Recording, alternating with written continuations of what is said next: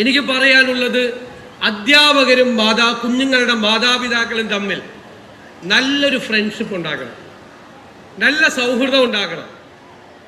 കുട്ടികൾ അവരുടെ ചെറിയ പ്രായത്തിൽ ഒരുപാട് കഴിവുകൾ അവരുടെ പുറത്തു വരും അറിയാതെ. ചിലപ്പോൾ വീട്ടിൽ വെച്ചായിരിക്കാം, ചിലപ്പോൾ സ്കൂളിൽ വെച്ചായിരിക്കാം. അങ്ങനെ കണ്ടാൽ അധ്യാപകരും രക്ഷകർത്താക്കളും തമ്മിൽ അത് പരസ്പരം പങ്കുവയ്ക്കണം. ഞാൻ പണ്ട് ഒരു ചരിത്രകാരൻ, കേരളത്തിലെ ഏറ്റവും പ്രശസ്തനായ ചരിത്രകാരൻ MGS നാരായണൻ എഴുതിയ ഒരു ലേഖനം വായിച്ചിട്ടുണ്ട്. അദ്ദേഹം ലണ്ടനിൽ ഒരു സർവകലാശാലയിലെ വിസിറ്റിംഗ് പ്രൊഫസറായി പോകുന്നു. 5ാം ക്ലാസ്സിലോ 6ാം ക്ലാസ്സിലോ ആണെന്ന് തോന്നുന്നു മകനെ കൊണ്ടുപോയി ചേർക്കുന്നു സ്കൂളിൽ. ഒരു ദിവസം രാവിലെ സ്കൂളിൻ്റെ പ്രിൻസിപ്പൽ വിളിക്കുകയാണ്, ഏറ്റവും അടുത്ത ദിവസം വന്ന് പാരൻ്റായ നിങ്ങൾ സ്കൂളിൽ വരണമെന്ന്. അപ്പോൾ ഇവിടെ വീട്ടിലെ ആളെ വിളിപ്പിച്ച എന്താ നമ്മൾ കരുതുക, എന്തെങ്കിലും കുരുത്തക്കേട് ഒപ്പിച്ചിട്ടുണ്ടെന്നാണ് ബാധ കരുതുക. അപ്പോൾ അദ്ദേഹം ഭയന്ന് പിറ്റേ ദിവസം തന്നെ രാവിലെ സമയം അറിയിച്ച് അവിടെ ചെന്നപ്പോൾ പ്രിൻസിപ്പലിൻ്റെ മുറിയിലിരിക്കുന്നത് പ്രിൻസിപ്പൽ, ക്ലാസ് ടീച്ചർ, ഗഡോളം മാത്തമാറ്റിക്സിൻ്റെ ടീച്ചർ. അപ്പോൾ പ്രിൻസിപ്പൽ ക്ലാസ് ടീച്ചറോട് പറയാൻ പറഞ്ഞു, ക്ലാസ് ടീച്ചർ പറഞ്ഞു മാത്തമാറ്റിക്സ് ടീച്ചറോട് പറയാൻ പറഞ്ഞു. സംഭവം എന്താണെന്ന് വെച്ചാൽ ക്ലാസ്സിൽ പ്രോബ്ലംസ് ഇട്ടുകൊണ്ടിരിക്കുകയാണ്, കണക്ക് ചെയ്യാനുള്ളത്, മാത്സ് ടീച്ചർ. അപ്പോൾ എല്ലാ കുട്ടികളും ഒരു നിശ്ചിത സമയം എടുക്കും ഇത് കൂട്ടി, അല്ലേ, ഡെറിവേഷൻ ഒക്കെ കഴിഞ്ഞ് ഇതെല്ലാം കൂട്ടി ഉത്തരം കണ്ടെത്താൻ കുറേ സമയം എടുക്കും. പക്ഷെ ഈ കുട്ടി, MGSൻ്റെ കുട്ടി, ഏറ്റവും വേഗത്തിൽ ഈ കണക്ക് പെട്ടെന്ന് ചെയ്ത് തീർക്കുകയാണ് എല്ലാ ദിവസവും. അപ്പോൾ ഈ കുട്ടിക്ക് അത്ഭുതകരമായ കഴിവുകളുണ്ട് എന്ന് കരുതി മാത്തമാറ്റിക്സ് ടീച്ചർ ക്ലാസ് ടീച്ചർക്ക് റിപ്പോർട്ട് ചെയ്യുന്നു, ക്ലാസ് ടീച്ചർ പ്രിൻസിപ്പലിനെ റിപ്പോർട്ട് ചെയ്യുന്നു, പ്രിൻസിപ്പൽ ഉടനെ പിതാവിനെ വിളിച്ചു വരുത്തുന്നു.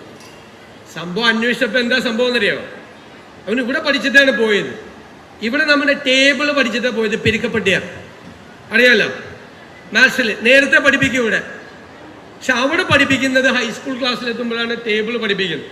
ഇപ്പം ടേബിൾ പഠിച്ചതുകൊണ്ട് മറ്റുള്ള കുട്ടികളെക്കാൾ വേഗത്തിൽ ഈ കുട്ടിക്ക് അത് ചെയ്തു തീർക്കാൻ കഴിഞ്ഞു. പക്ഷേ നിങ്ങൾ മനസ്സിലാക്കേണ്ടത്, മറ്റുള്ള കുട്ടികളിൽ നിന്നും വ്യത്യസ്തമായി ഒരു കുട്ടി പ്രത്യേകമായ കഴിവുകൾ കാണിച്ചപ്പോൾ അത് ആ ടീച്ചറിൻ്റെ ശ്രദ്ധയിൽപ്പെട്ടു എന്നുള്ളതാണ്. എന്നിട്ട് അവർ പറയുന്നത് ഈ വലിയ ഒരു മാത്തമാറ്റീഷ്യനായി ഈ കുട്ടി മാറും, അതിനുള്ള എല്ലാ കഴിവുകളും ഉണ്ട്, അതുകൊണ്ട് മാതാപിതാക്കൾ കൂടി പ്രോത്സാഹിപ്പിക്കണം, കുട്ടിയെ പ്രത്യേകം ശ്രദ്ധിക്കണം, മാത്സിന് കുട്ടിക്ക് താല്പര്യമുണ്ടെന്നാണ്. നമ്മുടെ കുട്ടികൾക്ക് അതുപോലെ പല വിഷയത്തിലും പല താല്പര്യങ്ങളുണ്ടാവും പൊതുവെ ചെറുപ്പത്തിൽ. അത് മാതാപിതാക്കളും രക്ഷിതാക്കളും അത് കണ്ടുപിടിച്ച് അത് പരസ്പരം പങ്കുവച്ചാണ് ഷെയർ ചെയ്യേണ്ടത്.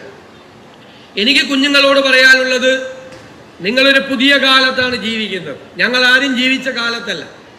എന്താണ് ഈ കാലത്തിൻ്റെ പ്രത്യേകത? ഇത് നോളജ് എക്സ്പ്ലോഷൻ നടക്കുന്ന കാലമാണ്, വിജ്ഞാന വിസ്ഫോടനം എന്ന് പറഞ്ഞാൽ വല്ലതും പൊട്ടിത്തെറിക്കുന്നതാണോ? അല്ല. അത് പണ്ടും അറിവുകൾ ഉണ്ടായിക്കൊണ്ടിരുന്നു ലോകത്ത്, പക്ഷേ ഇപ്പോൾ അറിവുകൾ ഉണ്ടാകുന്നതിൻ്റെ വേഗത കൂടി. എഞ്ചിനീയറിംഗ് കോളേജിൽ പഠിക്കുന്ന ഒരു കുട്ടി പഠിച്ച് പുറത്തിറങ്ങുമ്പോൾ പഠിച്ച കാര്യം കാലഹരണപ്പെട്ടു പോവാണ്, ഔട്ട്ഡേറ്റഡ് ആണ്, പുതിയ കാര്യങ്ങൾ വരികയാണ്. എല്ലാ രംഗത്തും പുതിയ കണ്ടുപിടുത്തങ്ങൾ, പുതിയ അറിവ്. നമ്മൾ ഇവിടെ ഇരിക്കുമ്പോൾ ലോകത്തിലെ വിവിധ ഗവേഷണശാലകളിൽ, സർവകലാശാലകളിൽ കണ്ടുപിടുത്തങ്ങൾ, പുതിയ അറിവുകൾ ഉണ്ടാകുകയാണ്. ഓരോ മിനിറ്റിലും പുതിയ അറിവുകൾ ഉണ്ടാകുകയാണ്. ആ അറിവുകൾ തേടി പിടിക്കുക എന്നതാണ് നമ്മുടെ ഏറ്റവും വലിയ വെല്ലുവിളി. ഞങ്ങളൊക്കെ പഠിക്കുമ്പോഴാണ് കമ്പ്യൂട്ടർ വന്നത്, കുറച്ചുകൂടി കഴിഞ്ഞിട്ടാണ്. കോളേജിലൊക്കെ പഠിക്കുമ്പോഴാണ് കമ്പ്യൂട്ടർ വന്നത്. വലിയ മാറ്റമാണ് അന്ന് ലോകത്തുണ്ടാക്കിയത്. ഇപ്പോഴെന്താ പുതിയ കണ്ടുപിടുത്തം? ആർട്ടിഫിഷ്യൽ ഇൻ്റലിജൻസ്, അല്ലേ? നിർമ്മിത ബുദ്ധിയാണ്, ഭയങ്കര ബുദ്ധിയാണ്, നമ്മളെക്കാളും ബുദ്ധിയാണ് അതിന്. ആർട്ടിഫിഷ്യൽ ഇൻ്റലിജൻസിൻ്റെ എക്സ്പേർട്സ് പറയുന്നത്, ഇതുവരെ മനുഷ്യൻ കണ്ടുപിടിച്ച കണ്ടുപിടുത്തങ്ങളെല്ലാം മനുഷ്യൻ്റെ നിയന്ത്രണത്തിലാണ്. 2020 ഈ ദശകം കഴിഞ്ഞാൽ മനുഷ്യൻ്റെ ബുദ്ധിശക്തിയേക്കാൾ അപ്പുറത്തേക്ക് സൂപ്പർ ഇൻ്റലിജൻ്റായി മനുഷ്യവംശത്തിൻ്റെ ചരിത്രത്തിൽ ആദ്യമായി മനുഷ്യൻ കണ്ടുപിടിച്ചൊരു കണ്ടുപിടുത്തം നമ്മളെക്കാൾ ബുദ്ധിയുള്ളതാവാൻ പോവാം, അല്ലേ? അതിനൊരു തമാശയായിട്ടൊരു കാര്യം പറയും. മനുഷ്യൻ ഒരുപാട് കുഴപ്പം പിടിച്ച സാധനങ്ങൾ കണ്ടുപിടിച്ചിട്ടുണ്ട്, ഇല്ലേ? കടാര, ആളുകളെ കുത്തിക്കൊല്ല, അല്ലേ? ആളുകളെ വേണമെങ്കിൽ കുത്തിക്കൊല്ലാം, കടാര.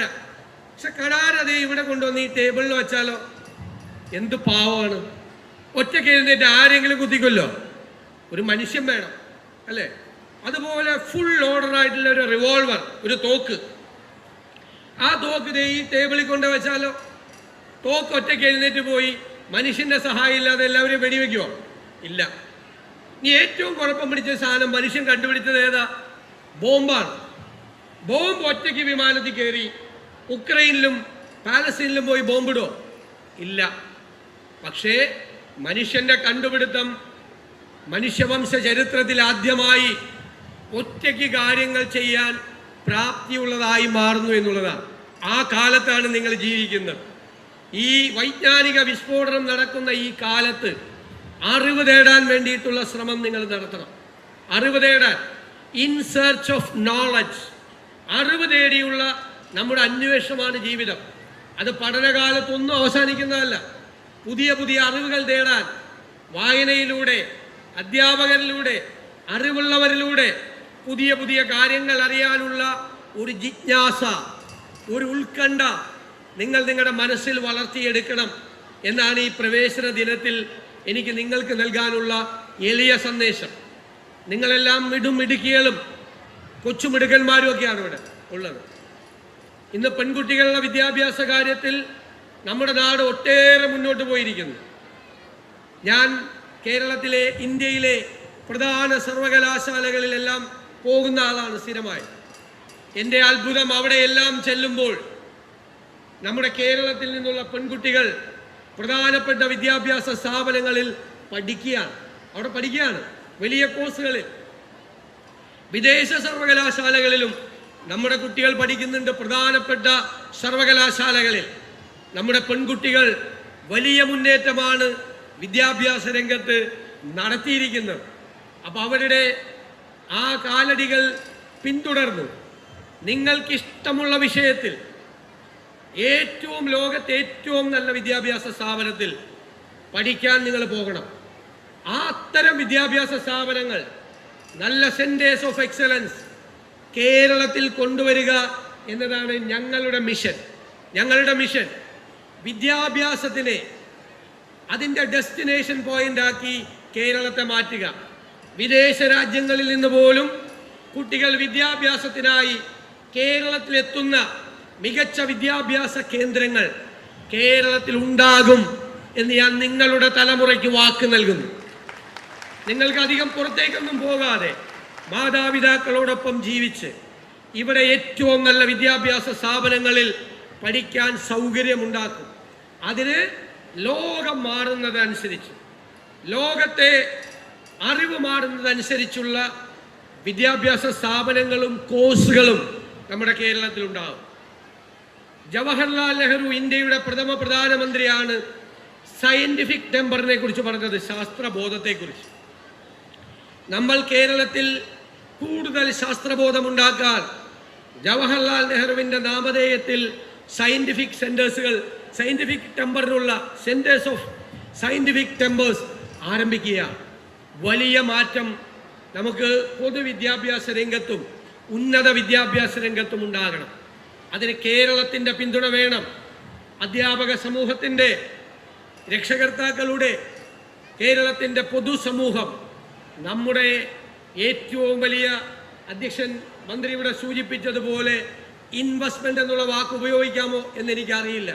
നമ്മുടെ ഏറ്റവും വലിയ നിക്ഷേപം യഥാർത്ഥത്തിൽ നമ്മുടെ കുഞ്ഞുങ്ങളാണ്.